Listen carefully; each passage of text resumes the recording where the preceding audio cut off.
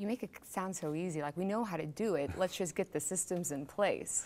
It's really hard work. Yeah. I mean, it's change. Is it because there's so many moving parts and so many people that need to be involved and on the same page? That's got to be like herding cats, you know? It like is, how but do you know what I say to folks these days is that we have models for this. If you think about public health, we've eradicated diseases from the face of the planet by using public health strategies. And a public health strategy is really kind of a continuum of things. It's everything from education and promotion of wellness on one end to treatment of chronic health issues on the back end for people who didn't get it on the front end, and some prevention and triage in between. We don't tend to structure our youth development and educational processes that quite that same way.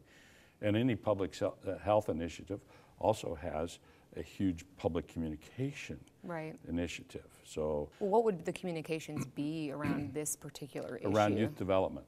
Okay. So I think that there's a number of communications around youth development to be had. I think one is that all kids can thrive and succeed. Our conversation should be, do we want all of our kids to be productive? Do we want them all to be contributing citizens? Do we want all of our kids to know how to navigate risk and seize opportunities? If we do, then there are certain kinds of things that need to happen. On one side, the provider community, those of us working with young people, and that's everybody from their parent to a community-based organization to a school, we really need to adopt what works. Right. We have to have a common understanding of what works. On the other side of that, we have to create systems that support that approach to work and that are less about what I call ball bouncing.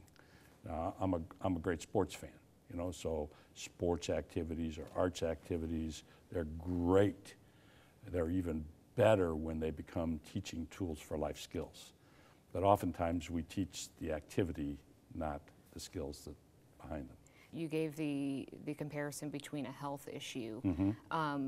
With that, most people would say that possibly could affect me, so I'm going to be a little bit more interested in it. You know, I had a child in the past year, and I am surprised at myself, all the things that are important to me now that a year ago were not on my radar.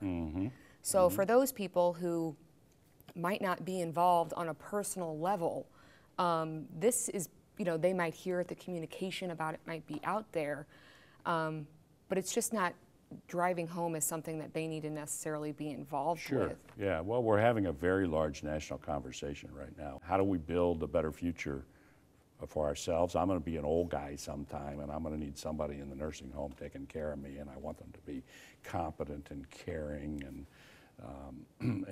and so am I secure that that person will be there? Are we developing a workforce? Are we developing a citizenry? That's a big deal to all of us, to our kids. Community that strong you live in. community that you live in and want to be in. So we all do have a stake in it in the future. We have a stake in it in the present.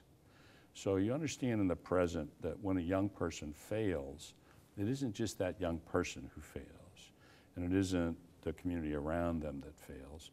We all have a cost associated with that.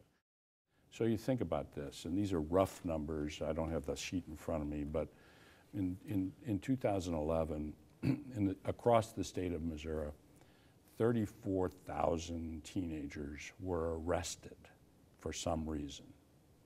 And the minimum cost of processing that through the judicial system is about $500 bucks.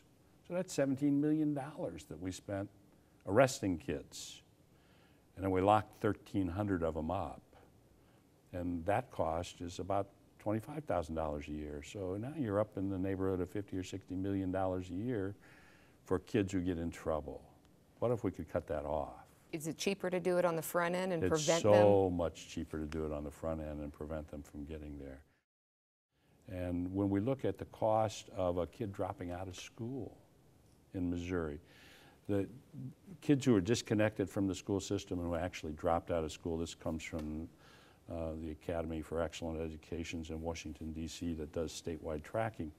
They estimated that 18,000 kids left school in Missouri in, I think it was 2010. Wow. and they have their algorithms for calculating both the cost and the lost revenue from that single cohort of kids. The tax is not paid because they don't have jobs or have low-paying jobs. The house is not bought. The car's not financed. The social services that need to be provided for a kid who drops out of school. The extended learning investment that we have to make to get them back in school and reconnected. They calculate that one cohort of kids that 1 year has an associated cost of $2.3 billion. Oh, gosh. Just in the state of Missouri. And you multiply that across a decade, and you're getting some serious money here. That's unbelievable. And so when you think about, do we have a stake in this? We have a stake in this in so many different ways.